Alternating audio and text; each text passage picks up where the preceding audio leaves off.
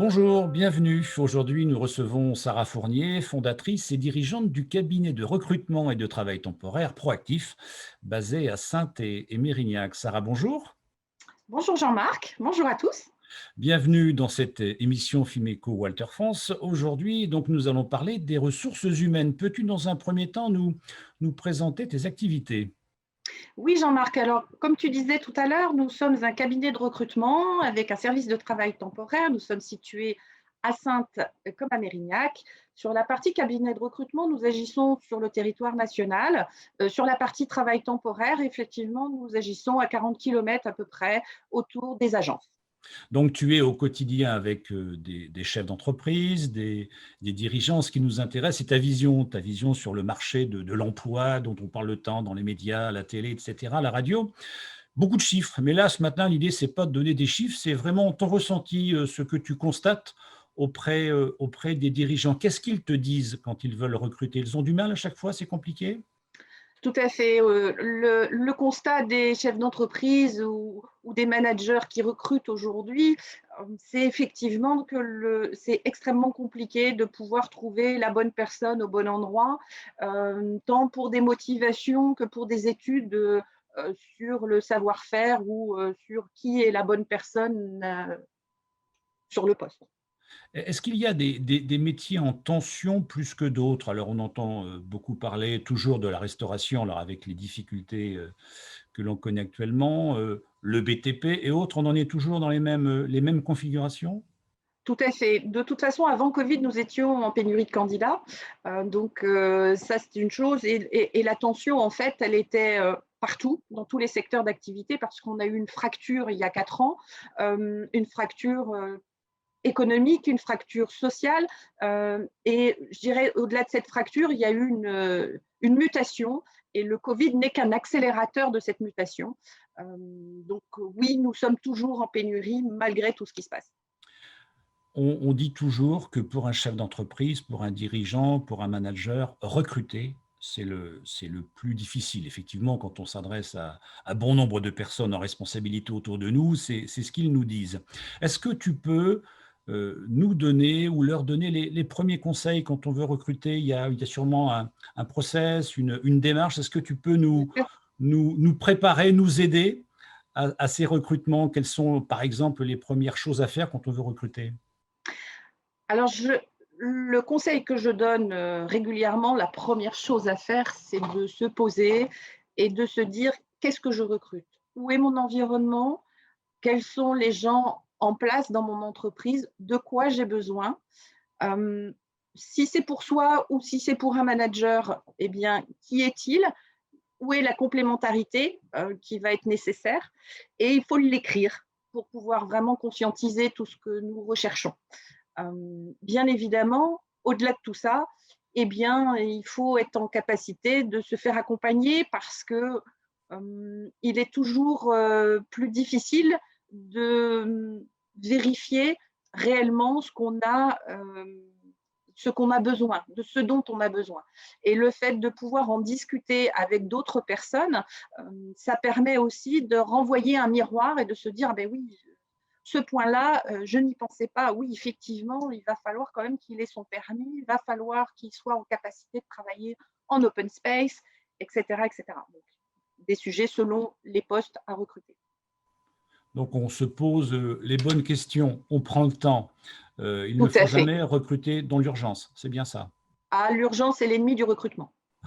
Donc il y a bien effectivement la définition du poste et la Tout à fait. définition du profil. Il y a des outils pour ça, j'imagine que toi, en tant que cabinet d'accompagnement, tu as des outils pour aider le dirigeant à orienter, ses réflexions? Alors les outils, oui, ce sont des questions sur lesquelles nous avons un fil, où on s'intéresse, où on fait preuve de curiosité. Et c'est souvent là où une tierce personne en extérieur est toujours plus intéressante. Parce que quand je vais poser des questions sur ton métier, toi Jean-Marc, il y a des choses que tu fais naturellement et sur lesquelles tu n'as pas confiance. Alors qu'une personne extérieure qui ne connaît pas ton métier va te poser des questions et effectivement va être intéressante pour la complémentarité du poste et pour agir sur ce poste. J'imagine aussi, ouvrir pardon, son état d'esprit quand on veut recruter. Oui. Avant, on recrutait quelqu'un qui avait la formation, les diplômes requis à son activité. Finalement, maintenant, si j'ai bien compris, on recherche plutôt des personnes motivées, enthousiastes, avec une bonne énergie, qui ont envie de se diversifier également. Oui, tout à fait. Alors, il y a plusieurs choses qui est intéressante dans ce que tu dis. Oui, il y a déjà aussi le fait que il ne faut pas forcément recruter pour le poste à l'instant T. Aujourd'hui, tout est en mouvement et ça depuis quand même un certain temps. Et comme c'est en mouvement, tous les 6 mois, on évolue, on change. Et ça veut dire que la personne qu'on rentre, il faut aussi aller chercher son évolution, sa capacité à évoluer et à être dans ce qu'on veut demain. D'où l'importance d'avoir bien analysé son besoin, d'où je pars et où je veux aller. Ça, c'est le premier point. La deuxième chose, effectivement, il y a une vingtaine d'années en arrière, ce qui nous intéressait, c'était les formations, le savoir-faire, qu'est-ce qu'il a fait, comment il a acquis cette expérience. Aujourd'hui, on est dans un système où avoir le savoir, c'est pas compliqué. On a des formations qui se font tous les 6 mois. Madame Pénicaud a mis en place des formations pour que les modules de formation se fassent tout au long d'une vie. Donc, ce qui est important, c'est euh, la motivation, telle que tu viens de le dire, l'enthousiasme, mais aussi sa capacité à réfléchir. Comment est composée la personne sur ses émotions, sur son intelligence émotionnelle, sur son intelligence à, à se servir des connaissances pour pouvoir, et les acquérir bien évidemment, pour pouvoir les mettre en place. Pourquoi un comptable va, enfin, pourquoi un salarié va plus être comptable qu'il ne sera commercial? Parce que sur un comptable, on a une notion de commerce, soit, mais on a aussi une notion où on est derrière des chiffres, on est derrière des tableaux et ça nous rassure. Sur un métier commercial, on a plus une envie d'aller vers les autres, d'aller vers les extérieurs, de pouvoir prendre une voiture, de pouvoir avoir une action différente. Donc, c'est bien une question de personnalité, c'est bien une question de savoir-être. Et ça va, c'est tout aussi important que la motivation et l'enthousiasme. Donc, on est vraiment dans l'humain, au Tout à cœur fait. de l'entreprise, pour la définition du poste, la définition du profil. Une notion où tu insistes réellement, c'est la cohésion d'équipe. Parce qu'une personne très compétente, mais qui ne s'entend pas avec ses collègues, ça devient très compliqué et ça freine le développement de l'activité. Tout à fait. Donc aussi, j'imagine que tu as des outils, on a fait appeler ça les soft skills, c'est ça? Les soft skills, tout à Voilà, fait. qui permettent donc d'analyser le savoir-être de la personne et puis des autres, et puis de l'équipe également. Exactement. Aujourd'hui, on a de plus en plus besoin de l'empathie pour comprendre l'autre. On parlait tout à l'heure dans l'analyse de besoins de savoir qui on est pour pouvoir savoir recruter les bonnes personnes qui peuvent être complémentaires. Donc, effectivement, vivre avec les autres et vivre en harmonie dans son travail, dans l'épanouissement, que ce soit du poste, de l'entreprise ou de la personne. Tout ça, c'est une question d'épanouissement et que tout fonctionne. Il faut que ça s'intègre, ni plus ni moins. Donc ça, c'est vraiment des points très importants sur le sujet. Proactif donc accompagne les dirigeants, les entreprises, les grandes, les petites, il y a pas On de... est toute taille, hein, quoi qu'il en soit. Voilà, on est là pour accompagner les entreprises, quelle que ce soit d'une entreprise de 2 salariés à une entreprise de 750 salariés. Nous sommes là pour les accompagner. J'accompagne des entreprises aujourd'hui de 300 salariés, 750 pour notre plus grosse, avec des services RH qui sont bien en place. Et à côté de ça, nous accompagnons des TPE à 2 ou 3 salariés dans des métiers généralistes. Alors nous sommes dans le monde merveilleux du digital, beaucoup de plateformes nationales, voire peut-être internationales sur le lien entre un recruteur et un candidat, mais on s'aperçoit quand même que tout ça c'est bien joli, c'est sûrement très utile, on peut peut-être gagner beaucoup de temps avec des algorithmes, mais l'humain, on en revient, est important parce qu'il y a de la psychologie, il y a du lien, de l'émotion dans tout ça. Ouais, Et beaucoup c'est là d'émotions.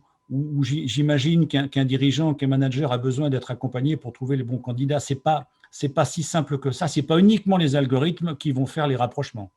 Non, Jean-Marc, effectivement, aujourd'hui, on vit dans un monde très digital et l'humain a tendance à être oublié. Pour autant, dans les job boards ou quels qu'ils soient dans le système aujourd'hui de recrutement où on fait des systèmes de matching, hein, un mot sur un CV correspond à un mot qui est sur une annonce de Pôle emploi, enfin du job board, pas forcément de Pôle emploi, et ça vient se connecter. Donc très bien, c'est utile parce qu'effectivement, il y a bon nombre de canaux, donc c'est très utile de pouvoir le faire. Pour autant, ce n'est pas parce que les mots se sont retrouvés que chacun va pouvoir se marier correctement. Je vais vous donner un exemple, enfin, des exemples, j'en ai une multitude, mais vous avez des personnes, par exemple, qui, par leur impulsivité, vont être problématiques dans des entreprises et ne le seront pas dans d'autres. Quand vous recrutez une personne sur un CV sur lequel vous voyez tout le savoir-faire qui correspond, vous discutez avec l'entreprise en lui disant bah, écoutez, oui, effectivement, il a tout ce que vous nous avez demandé au niveau du savoir-faire. Par contre, en discutant, il semblerait quand même que cette personne soit extrêmement impulsive. Et là, l'entreprise me dit, bah oui, mais moi, ça m'ennuie parce que j'en ai déjà 2 dans l'entreprise. Donc, ce n'est pas la peine non plus qu'on aille faire des combats les uns les autres. Donc, ça, c'est un exemple, mais il y en a plein d'autres. Et il est important de s'intéresser à l'autre, que ça soit au manager, à l'équipe, mais à celui qu'on recrute, parce que ce sont des hommes qui vivent avec des émotions. Et les émotions, en général, c'est ça qui crée des tensions, des incompréhensions. Euh, voilà, c'est important. On est dans une période effectivement en plus un peu compliquée, Le un peu télétravail, anxiogène avec le télétravail notamment. Oui. le télétravail, aujourd'hui, on parle ça impacte sur le management, ça impacte sur l'émotion des gens. Vous avez des personnes, des salariés qui apprécient vivement, qui se sont révélés au niveau du télétravail et qui apprécient vivement pouvoir travailler en télétravail. D'autres ne supportent pas ça, ils préfèrent le travail en équipe, les motivations qui vont avec, l'émulation, je dirais plus que la motivation, et sont en souffrance quand ils sont en télétravail. Ça aussi, c'est important. Aujourd'hui, ça fait partie des grilles de nos grilles d'analyse. Avant, on le regardait un petit peu. Aujourd'hui, ça fait partie vraiment intégrante de nos questionnements. S'intéresser au candidat, à savoir s'il est en capacité et s'il a envie, s'il sait le faire. Et puis, ça demande aussi au manager de s'adapter, c'est-à-dire de le suivre par des webinaires, alors pas forcément des webinaires, mais en tout cas par du distanciel. C'est pas toujours un exercice facile, on est en train de le faire, hein, c'est pas toujours simple. Pour autant, ça a beaucoup de côté agréable, rapide pour celui qui sait le gérer et, et ça nous permet aussi d'avoir des informations à l'instant. On peut considérer que l'un ne va pas sans l'autre. Hein. On ne va surtout pas être des anti-digitaux ce matin. Ce n'est pas le but, mais c'est vrai que le digital amène des choses assez extraordinaires dans les liens, les relations, mais il ne faut pas oublier la relation physique, le fait d'échanger dans un groupe, dans une équipe. C'est ce qu'on appelle la cohésion. C'est un tout. Et je comprends que en une année, les choses ont énormément changé dans l'ensemble des fonctions de l'entreprise, notamment les RH, le recrutement avec cette pandémie, ce télétravail qui nous arrive, que beaucoup peut-être regardaient de loin il y a quelques mois, et on est tous dedans. On est tous. Très positif aussi. Hein. Quand personnellement, pour avoir vécu le Covid comme tout le monde de façon brutale au mois de mars, nous avons pu tous les jours avoir des webinaires et avoir du distanciel pour avoir des informations au quotidien. Si on était parti sur du présentiel, on se serait retrouvé avec des réunions à l'autre bout de la France à plusieurs moments et nous n'aurions pas pu avoir et je n'aurais pas pu avoir toutes ces informations qui nous ont permis une certaine agilité. Pour autant, les recrutements, nous avons pu les continuer. Nous avions, au mois de mars, nous avions des recrutements qui s'étaient stoppés, mais qui ont repris dès le mois d'avril. Et nous avons pu les continuer sur du visio, parce que c'est ce que nous sommes en train de faire. Ça ne nous empêche pas de comprendre l'autre par un jeu de questionnement, de voir qui il est, comment il fonctionne, quelle est son angoisse, quelle est sa façon de réagir à tout ça. Bien évidemment, on préférait les voir, mais ça ne nous empêche pas d'avancer. Nous, on le faisait déjà, et c'est pour ça qu'on travaille au niveau national, parce qu'on le faisait déjà depuis de nombreuses années pour recruter sur Paris, sur Lyon, sur Brive, la Gaillarde, etc. Ça ne nous empêche pas d'avancer. Mais le présentiel, c'est bien aussi. Le présentiel, et puis avec cette crise sanitaire, deux mots qui sont chers d'ailleurs au groupe Fimeco Walter France dans les valeurs, ce sont les mots rebond et les mots diversification qui sont importants dans l'ensemble des activités. Le digital proactif connaît bien évidemment, avec la mise en place d'une plateforme de gestion des candidats employeurs. C'est ça qui a été créé il y a 2-3 ans environ, si ma mémoire est exacte, et qui a Oui, été tout mis à en fait. place. Oui, il y a 3 ans, Jean-Marc. D'ailleurs, vous m'aviez accompagné, tu m'as accompagné sur la subvention grâce à Finova Conseil. Et je t'en remercie parce que ça a été un travail vraiment de longue haleine avec des codes qui ne sont pas toujours simples. Mais oui, j'ai créé un logiciel qui nous permettait de gérer les candidatures à distance. Alors oui, il y a des choses qui existaient déjà, mais pas dans la conception que j'en avais dans sa totalité. Et donc, j'ai mis tout mon savoir-faire dans ce logiciel. Et heureusement, effectivement, parce qu'à travers ce qui s'est passé avec la crise du Covid, cela nous a permis de garder, de pouvoir travailler tous à distance auprès de mes collaborateurs, de s'échanger, d'avoir accès aux mêmes dossiers, que les candidats puissent avoir des informations en temps réel et que nos collaborateurs en temps réel puissent aussi avoir les dossiers des candidats et qu'on puisse travailler à plusieurs sur ces dossiers sans perte d'informations. J'ai bien compris, dans le cadre de ces échanges, que nous étions tous des personnes uniques, on est dans la relation humaine.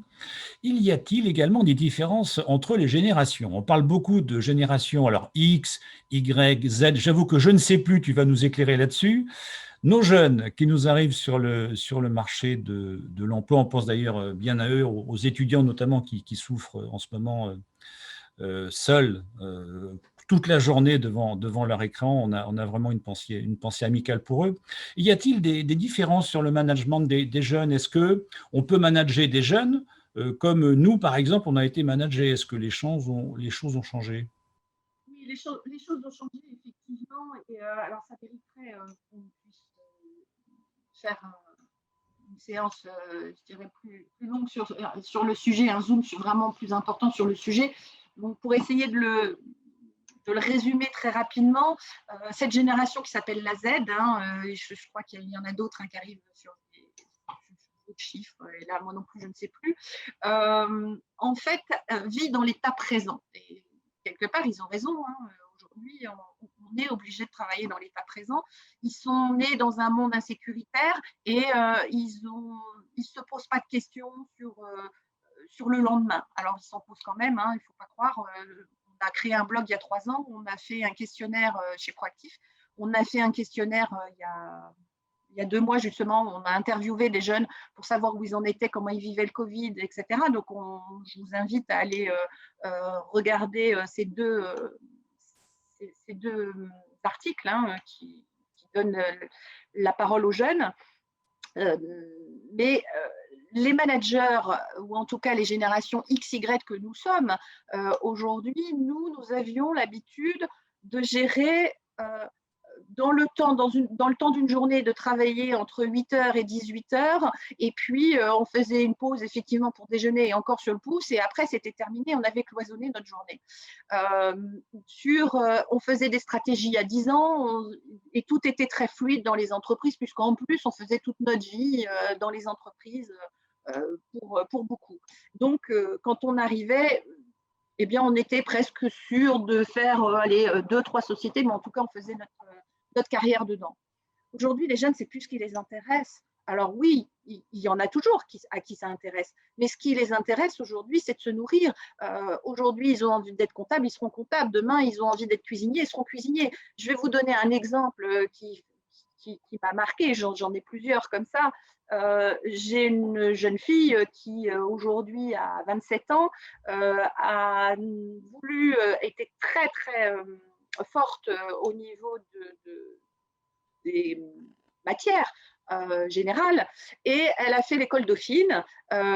C'est cette école qui lui permettait de pouvoir rentrer dans les hautes sphères. Hein, Et donc, elle était sur Paris, elle a réussi avec brio. Arrivé le diplôme en poche 6 ans après, eh bien, elle a refusé un poste chez LVMH, qui pourtant lui permettait de faire beaucoup de choses, parce qu'elle s'est dit bah, moi, je ne veux pas donner autant de temps comme je le fais, je ne veux pas travailler jusqu'à 21 heures, etc., etc. Et cetera.